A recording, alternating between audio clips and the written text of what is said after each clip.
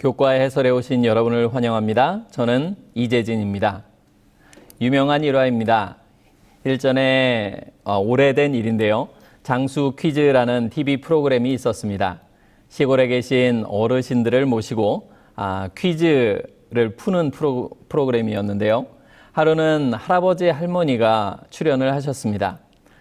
스피드 퀴즈를 하게 되어서 할아버지는 정답을 보고 문제를 해설하고 또 그 설명을 듣고 할머니가 정답을 맞추는 시간이었습니다. 천생연분이라는 단어가 문제로 나오게 되었습니다. 할아버지는 그 단어를 보고 할머니에게 이렇게 설명하였습니다. 당신과 나 사이! 할머니는 그 설명을 들은 후에 주저하지 않고 이렇게 대답하였습니다. 왼수! 답답한 할아버지가 다시 설명을 하였습니다. 아니, 그거 말고 네 글자로. 할머니는 다시 당당하게 대답하셨습니다. 평생 왼수. 가족들과 평안하게 잘 지내고 계십니까? 가족이 어떤 때는 정말 따뜻한 울타리 같은 보호막 같은 느낌이 들 때도 있지만 경우에 따라서는 정말 지긋지긋한 왼수 같은 느낌이 들기도 합니다. 오늘 주제가 가족 관계 속에서 쉼을 누림이라는 제목입니다. 6과와 7과는 요셉의 가족의 이야기를 다루고 있습니다. 가정은 천국이 될 수도 지옥이 될 수도 있습니다. 또한 가족은 울타리가 되기도 하지만 때로는 족쇄처럼 느껴지기도 하죠. 어떻게 하면 그러한 가족 관계 속에서 우리가 하늘의 쉼을 누릴 수 있을까요? 이번 교과에서 그 비결을 공부해 보도록 하겠습니다. 이번 주에 공부할 내용입니다. 일요일은 경쟁의 문제를 다루고 있습니다. 가정 안에서의 경쟁이 어떤 비극적인 결과를 불러오는지 함께 살펴보겠습니다. 요셉의 인생의 고난은 바로 이 문제로부터 시작되었습니다. 우리가 반드시 피해야 할 가정 안에서의 경쟁에 대해서 함께 공부하겠습니다. 월요일은 가정의 문제 가운데서 우리가 선택할 수 있는 해결책에 대한 것입니다.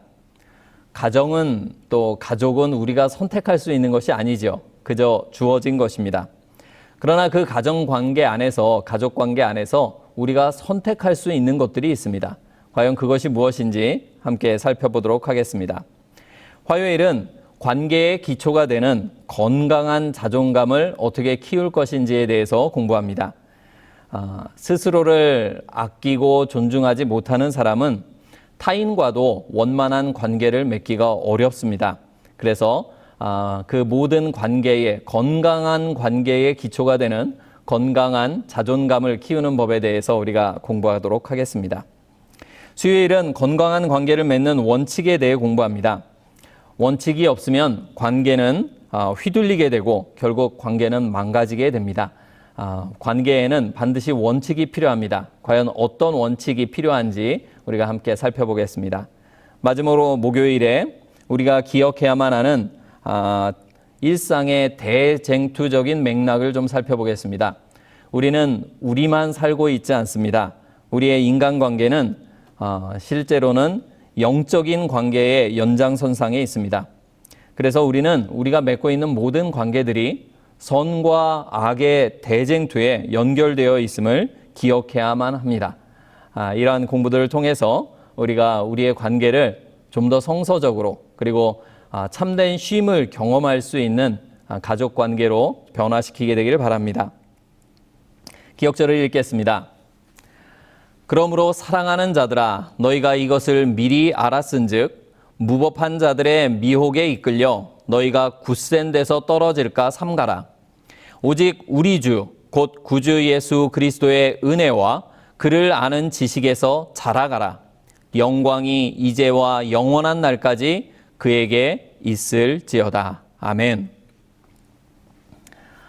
우리는 관계 때문에 믿음으로부터 굳센 데로부터 이탈할 수도 있고요.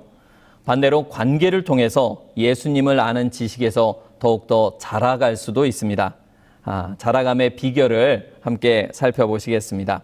일요일 교과입니다. 제목은 가정에서 마주하는 문제들입니다. 말씀드린 대로 가정은 우리가 선택할 수 있는 것들이 아닙니다. 요셉은 태어나고 보니 아버지가 부인이 4명이나 되었습니다. 얼마 지나지 않아서 어머니는 돌아가셨고요. 동생을 낳다가 돌아가셨고요. 또 배다른 형제들은 요셉을 미워하였습니다. 이 모든 일에는 한 가지 원인이 있었는데요. 그것은 요셉의 가정에 대대로 내려오는 아주 뿌리 깊은 문제였습니다. 그것이 무엇인가 하면 바로 가정 안에서의 가족끼리의 경쟁의 문제였습니다. 그 문제는 이렇게 이어져 내려왔습니다. 아브라함 때에 사라와 하갈이 경쟁하였습니다.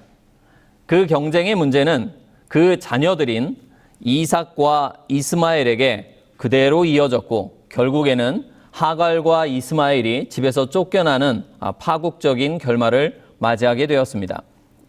그 문제는 이삭에 대해서도 계속 이어지게 됩니다. 이삭과 그 아내 리브가는 에서와 또 야곱을 편애하였습니다. 이 편애의 문제는 이 에서와 야곱 간의 긴장을 유발하였고 또 야곱은 평생 아버지에게 인정받기 위해서 애쓰고 노력하는 그것 때문에 또 굉장히 많은 어려움을 당하는 인생의 고생을 맛보게 됩니다. 그런데 그 문제가 야곱에 대해서 끊기지 않고 그 다음 때까지 또 이어지는 것을 우리가 보게 됩니다. 야곱은 부인을 레아, 라헬, 빌하, 실바 4명이나 두었습니다. 빌하와 실바도 그랬겠지만 레아와 라헬 사이의 경쟁 관계는 이 집안을 쑥대밭을 만들어 놓았습니다. 그리고 거기에 더하여 야곱은 이 라헬로부터 태어난 요셉을 또 편애하는 실수를 또 범하게 됩니다. 경쟁의 정신은 사탄의 정신입니다. 이사야 14장 14절에서 사탄은 그의 욕구를 이렇게 표현합니다. 가장 높은 구름에 올라서 지극히 높은 자와 비길 것이다. 비교할 것이다. 경쟁할 것이다. 어깨를 나란히 할 것이다. 올라가려고 하는 정신, 이기려는 정신, 비교하는 정신. 그래서 결국에는 1등만 남기고 나머지는 전부 패자로 만들고 루저로 만들고 실패자로 만드는 그런 세상에 우리가 살고 있습니다. 사탄이 이러한 세상을 만들었습니다. 그런 전쟁터 같은 세상 속에서 가정은 반드시 안전한 피난처와 같은 곳이 되어야 합니다. 그런데 이러한 가정에, 피난처가 되어야 할 가정에, 이 경쟁의 피난처가 되어야 할 가정에 경쟁의 정신이 들어오게 되면 가정 자체가 전쟁터가 되어버립니다. 그리고 가족들은 쉴 수 없게 되는 것이죠. 이렇게 엉망인 아브라함, 이삭, 야곱 가족 3대가 모두 히브리서 11장에 믿음의 영웅들의 명단에 오른 것은 참으로 놀라운 일이었습니다. 사실은 히브리서 11장은 영웅들의 명단이 아니라 하나님의 환자 명단이라 할 수 있습니다. 하나님께서 치유하신 인생들의 기록인 것입니다. 그들은 모두 불완전하였습니다. 참으로 흠이 많았습니다. 하지만 하나님께서 그들의 인생을 회복시키실 수 있도록 그들은 믿음을 활용해서 그들의 인생의 문을 열었습니다. 그리고 하나님께서 그들을 고치실 수 있도록 그들의 인생을 하나님께 맡겼습니다. 그 회복된 사람들의 명단이 히브리서 11장에 나와 있는 것입니다. 요셉은 이런 가운데서 자랐습니다. 자신을 편애하는 아버지, 또 자신을 미워하는 형들 사이에서 자랐습니다. 게다가 요셉은 너무 순진했다고 할까요? 꿈 이야기로 형들의 속을 박박 긁어 놓으면서도 그게 뭐가 잘못됐는지, 그게 뭐가 문제인지 모를 정도로 순박했습니다. 눈치가 없었습니다. 그래서 어떤 면에서는 하나님께서 요셉을 보호하시기 위하여 요셉을 가족과 좀 떨어뜨려 놓을 필요가 있었던 것 같습니다. 자, 월요일 교과의 제목은 새로운 방향을 선택함입니다. 요셉은 잘 아시는 대로 형들에게 의해서 상인들에게 팔려 노예의 신분으로 애굽에 들어가게 되었습니다. 뭔가 대책이 필요했지요. 당시에 요셉의 나이 17세였습니다. 문제 있는 가정도 요셉이 선택한 것이 아니었고 또 노예로 팔려가는 이 신세도 요셉이 선택한 것은 아니었습니다. 하지만 요셉은 자신이 선택할 수 없고 바꿀 수 없는 것에 대해서 한탄하고 낭망하기보다는 자신이 할 수 있는 것을 하였습니다. 선택할 수 있는 것을 선택한 것이죠. 우리에게 선택권이 주어지지 않는 것들이 많이 있습니다. 우리가 모든 것을 다 선택할 수 있을 것 같지만 사실 그런 것들은 정작 얼마 되지 않습니다. 더 많은 것들은 우리가 고민해 봐야 또 걱정해 봐야 해결되지도 않고 우리에게 선택권이 주어지지도 않는 것들입니다. 그렇기 때문에 우리는 요셉처럼 우리가 선택할 수 있는 것에 좀 집중할 필요가 있습니다. 선택할 수 있는 것, 나에게 선택권이 주어진 그것을 바르게 선택할 때 다른 선택권이 주어지지 않은 일들도 하나님께서 해결해 주실 것이기 때문에 그렇습니다. 부조와 선지자는 그때의 요셉이 한 선택을 이렇게 기록하고 있습니다. 요셉은 자기 조상들의 하나님이 자기의 하나님이 되시리라는 것을 믿었다. 그리고 그곳에서 그는 여호와께 자기 자신을 완전히 헌신하고 이스라엘의 수호자 하나님께서 그가 유랑하는 땅에서도 그와 함께 계시기를 기도하였다. 부조와 선지자 213페이지, 214페이지에 나오는 말씀입니다. 모태신앙이든지 아니면 중간에 신앙을 하게 되었든지 모든 사람은 이 요셉과 같은 이 선택의 과정을 거쳐야만 합니다. 거기에는 누가 하나님을 소개해 주었느냐의 차이가 있을 뿐입니다. 어떤 사람은 부모님으로부터 소개를 받고요. 어떤 사람은 친구로부터 또는 어떤 사람은 전도자로부터 하나님을 소개받을 수 있습니다. 그러나 그것은 중요하지 않습니다. 결국 가장 중요한 것은 무엇이냐 하면 내가 소개받은 하나님을 나의 하나님으로 선택하는가 아닌가 하는 것입니다. 이것이 가장 신앙에 있어서 가장 결정적이고 핵심적인 과정입니다. 반드시 스스로 선택해야만 하는 것입니다. 누구도 이 선택을 대신해 줄 수 없습니다. 이 선택은 물론 단 한 번으로 맞춰지는 것은 아닙니다. 인생의 구비구비마다 반복해서 이 선택을 할 필요가 있습니다. 그런데 중요한 것은 무엇이냐면 반복해서 하든 한 번 하든 여러 번 하든 그 선택을 스스로 해야만 한다는 것입니다. 이 선택이 없이는 하나님께서 나의 하나님이 되실 수 없습니다. 하나님께서는 그것을 너무나 원하시지만 우리가 선택하지 않으면 하나님께서 우리의 하나님이 되고 우리가 하나님의 백성이 되는 일이 일어나지 않는 것입니다. 아버지의 하나님일 수 있고 할아버지의 하나님일 수 있고 어머니의 하나님일 수 있지만 나의 하나님은 아닌 것입니다. 이 선택은 오로지 각자가 자신만이 내릴 수 있는 선택입니다. 이 선택권은 양도가 불가능합니다. 요셉은 그의 나이 17세에 이 선택을 하였습니다. 아마 오늘날도 대부분의 어려서부터 신앙을 배워온 또 교회를 다닌 많은 친구들이 이때에 이 선택을 하고 또 해야만 합니다. 이러한 선택을 통하여서 요셉은 결국 그가 겪은 너무나 힘들었던 그 고난이 그에게 유익한 것으로 판명되게 됩니다.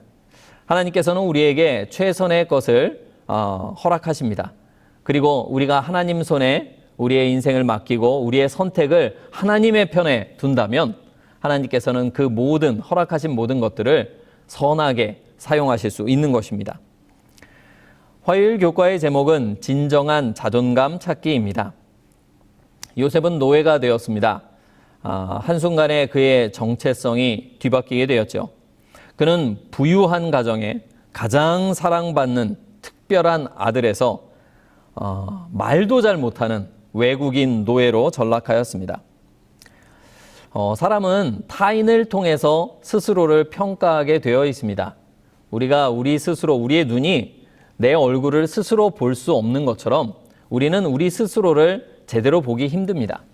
그래서 주변의 사람들의 평가에 자신의 평가를 의지하게 되어 있습니다. 그래서 남들이 예쁘다 예쁘다 하면 자신이 정말 예쁜 줄 압니다.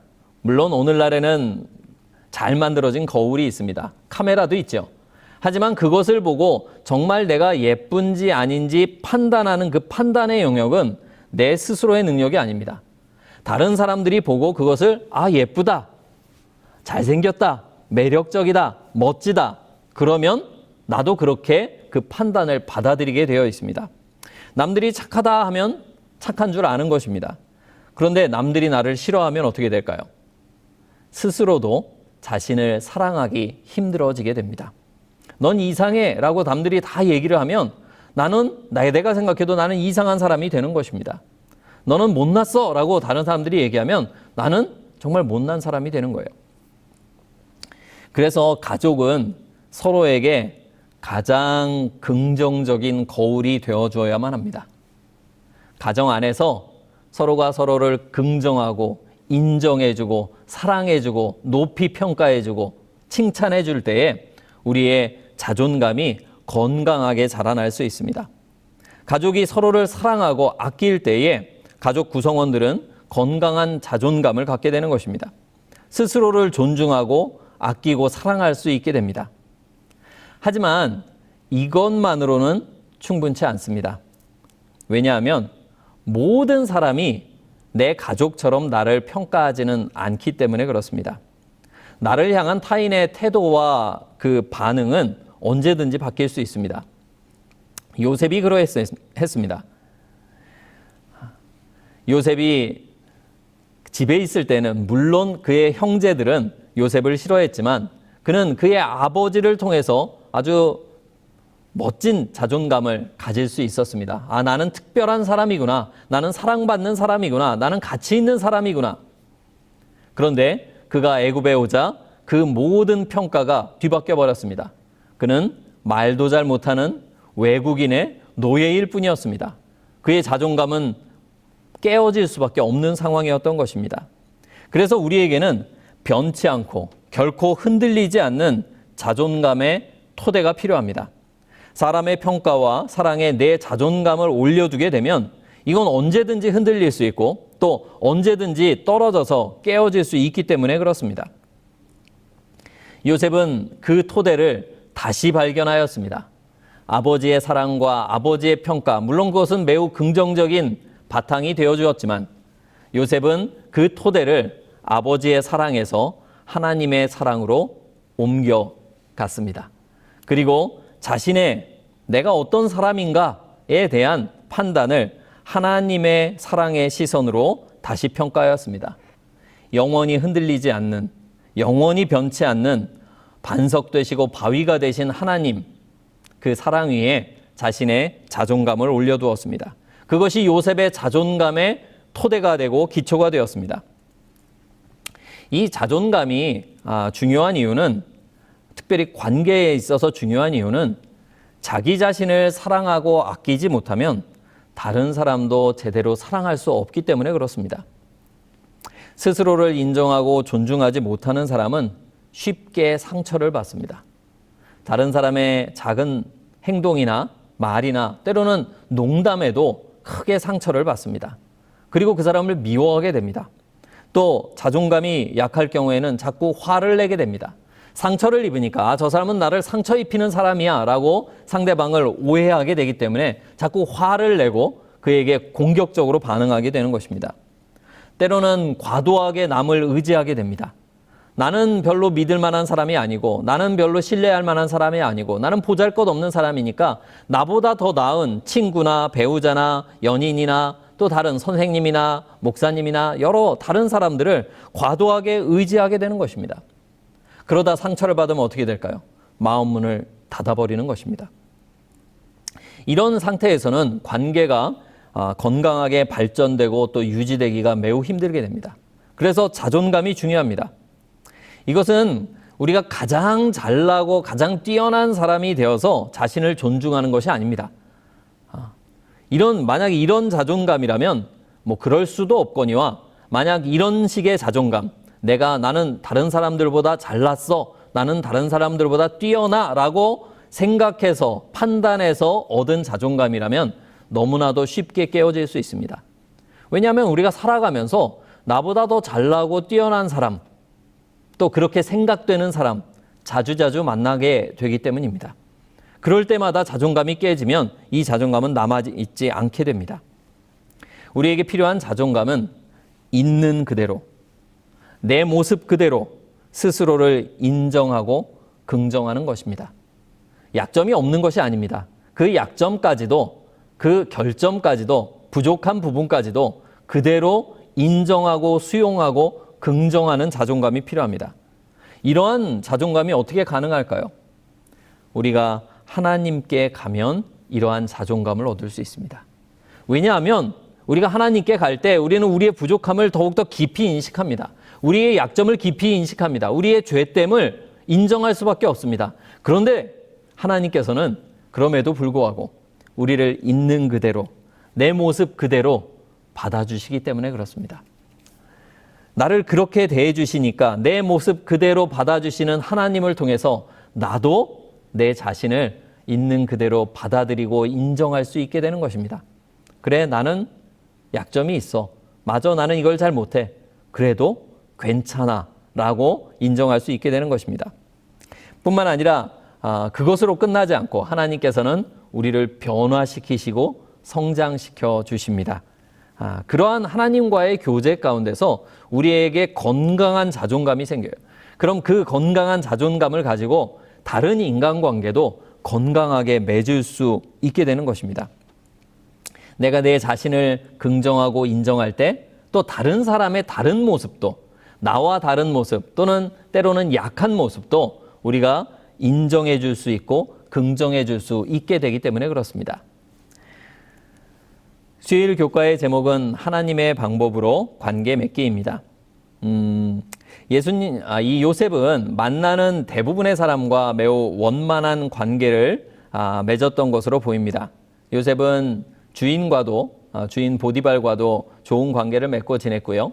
또 감옥에 가서도 그 간수들과 함께 또 아주 긍정적인 관계를 맺었습니다.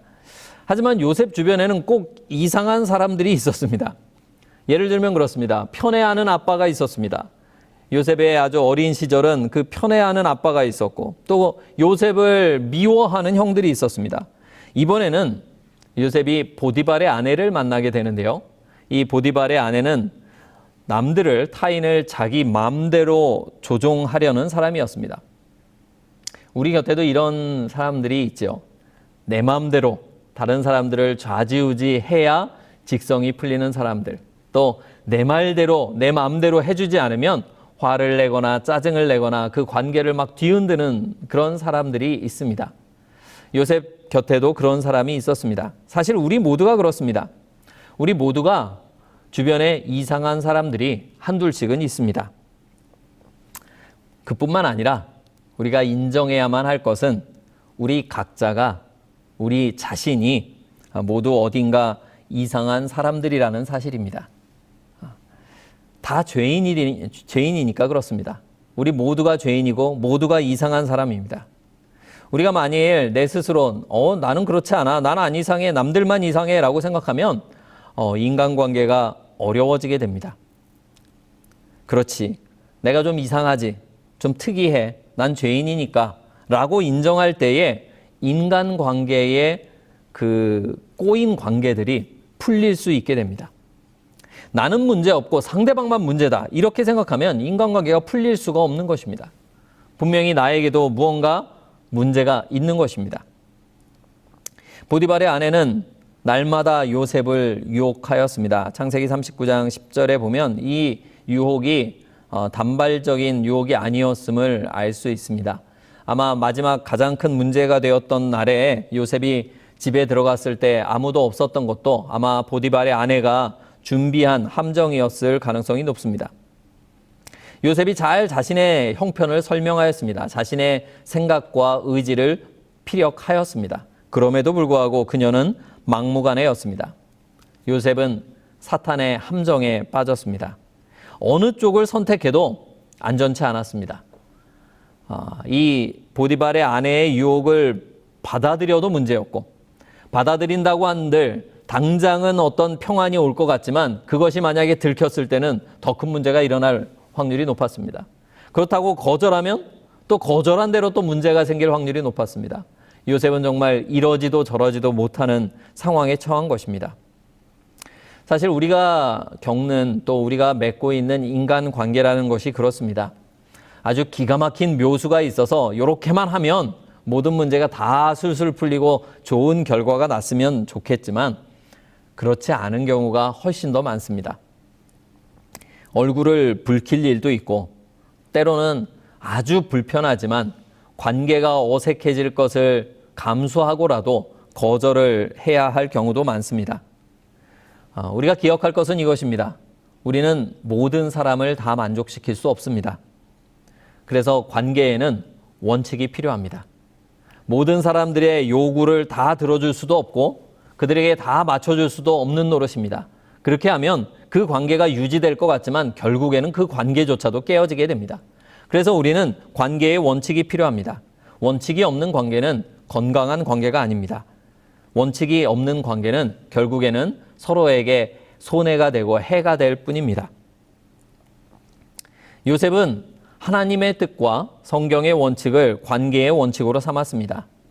결국에는 무언가는 포기해야만 했습니다. 요셉은 무엇을 포기했을까요?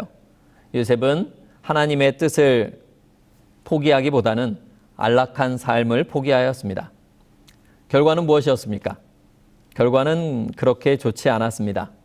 당장은 그렇게 보였습니다. 결과가 좋게 나왔으면 좋았겠지만 하나님의 방법을 선택했는데도 그는 누명을 쓰고 결국에는 감옥에 들어가게 되었습니다. 아마 요셉에게 뭐가 더 쓰라렸을까? 뭐가 더 아팠을까? 아마 누명이지 않았을까 생각해 봅니다. 아마도 주변에 요셉을 잘 아는 사람들은 이 보디발의 아내가 씌운 저 요셉이 나를 겁탈하려고 했다라는 이 말을 아무도 믿지 않았을 것이겠지만 이 누명은 또 잘 알지 못하는 많은 사람들에게 먹혀 들어갔을 것입니다. 요셉은 하나님의 법을 지키고 하나님의 뜻을 따랐음에도 불구하고 강간범이라는 범죄자라는 더 나쁜 오명을 쓰고 감옥에까지 가야 했습니다. 우리가 하나님의 방법을 선택할 때에 모든 것이 잘 되면 좋을 텐데 그렇게 되지 않을 때도 많습니다. 그럼에도 불구하고 우리가 하나님의 뜻을 또 하나님의 원칙을 선택해야 하는 이유는 하나님은 결코 실수하지 않으시기 때문에 그렇습니다. 지금 당장은 이것이 손해 같고 지금 당장은 이것이 나에게 안 좋은 결과를 가져온 것 같지만 하나님의 손아귀에 우리의 하나님의 손에 맡겨진 우리의 삶은 절대로 망가지지 않습니다. 요셉의 인생은 사탄의 손아귀에 떨어진 것이 아니라 하나님의 손에 맡겨져 있었습니다. 요셉 자신이 스스로 그의 인생을 하나님께 맡겼고 하나님은 요셉을 위한 그분의 계획을 이루실 것이었습니다. 이 쓰라린 경험은 요셉을 더 단단하게 만들어 주었습니다. 만일 이 경험이 없었다면 그는 애굽의 총리 대신이라는 그 정말 많은 공격과 위협과 모함과 그런 정치적인 술수와 계략이 넘치는 그 상황 속에서 자신의 일을 잘 감당하지 못했을 것입니다. 요셉은 그 경험을 통해서 아픔과 고생을 통해서 더 단단하고 더 성숙한 사람이 되었습니다. 우리가 여러 사람들과 관계를 맺고 살아갑니다. 가족 관계도 있고요. 친구 관계도 있고 동료 관계도 있습니다. 교우 관계도 있고 또 때는 교회에서 성도들과 관계를 맺고 살아가고 이웃과도 관계를 맺고 살아갑니다. 이 모든 관계를 맺을 때 우리는 자주자주 나의 이익이나 또는 나의 기분이나 또는 나의 취향에 따라서 호불호에 따라서 사람들을 대하곤 합니다. 요셉은 그렇게 하지 않았습니다. 요셉은 하나님의 원칙, 성경의 원칙을 모든 관계에 적용하였습니다. 우리가 우리 가족에게 또 친구에게 동료에게 또 교우들에게 성경의 원칙에 따라서 관계를 맺고 말하고 행동한다면 우리의 관계 가운데서 매우 현저한 변화가 일어나게 될 것입니다. 여러분들은 배우자를 어떻게 대하고 계십니까? 하나님의 원칙에 따라서 대하고 계십니까? 아니면 여러분들의 기분에 따라서 대하고 계십니까? 여러분들은 여러분들의 자녀들을 어떻게 대하고 계십니까? 여러분들의 욕심에 따라서 대하고 계십니까? 하나님의 뜻에 따라서 대하고 계십니까? 이렇게 이야기하고 있는 저도 자주자주 저의 기분이나 저의 욕심이나 저의 감정에 따라서 가족들을 대하고 사람들을 대할 때가 너무나 많습니다. 그래서 우리에게 결심이 필요한 것입니다. 요셉처럼 모든 관계에 성경의 원칙을 적용시키겠다고 하는 굳은 결심이 필요합니다. 이 원칙을 가정관계에서, 배우자, 부부관계에서, 또 부모-자녀 관계에서, 형제-자매 관계에서, 또 교우관계에서, 동료관계에서 적용할 때에 매우 현저한 변화가 일어나게 될 것입니다. 가장 큰 변화는 우리가 그러한 모든 관계 속에서 마음의 쉼을, 하나님이 주시는 평강을 경험할 수 있다는 것입니다.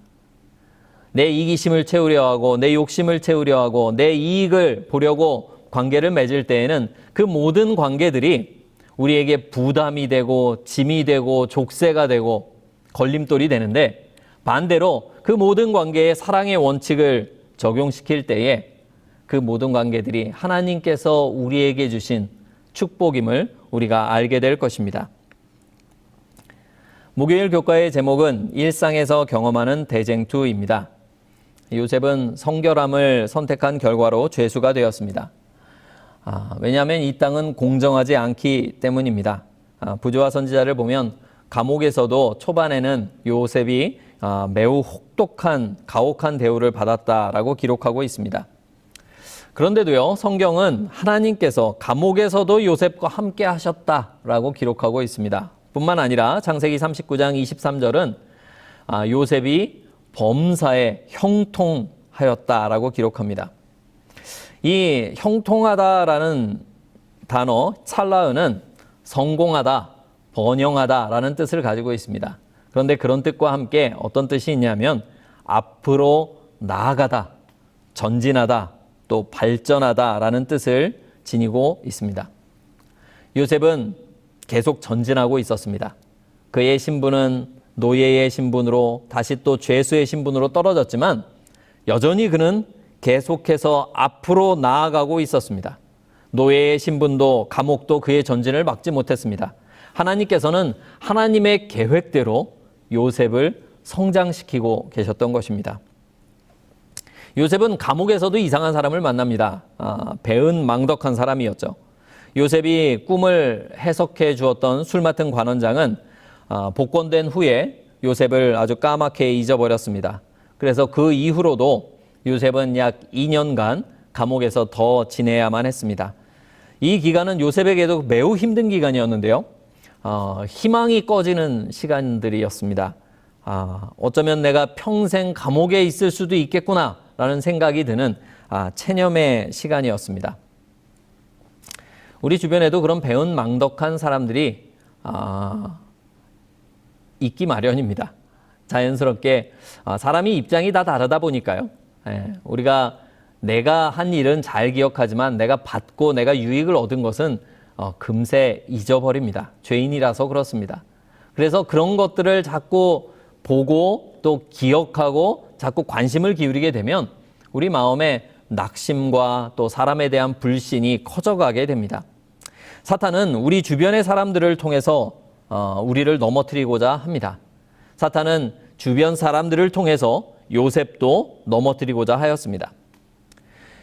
아버지 야곱의 편애를 통해서요, 사탄은 이 요셉을 이기적이고 편협한 인물로 만들고자 하였습니다. 실제로 요셉은 자신이 받는 사랑 때문에 그랬는지 형제들의 마음 상함이나 형제들의 기분을 잘 파악할 줄 모르는 시야가 좁은 사람이 되어 있었습니다. 또한 사탄은 형제들의 미움을 통해서 요셉을 죽이려고 하였고요. 보디발의 아내의 유혹을 통해서 요셉을 타락시키려고 하였습니다. 또 술 맡은 관원장의 배은망덕을 통해서 요셉을 낙담시키고 하나님을 불신하게 만들고자 하였습니다.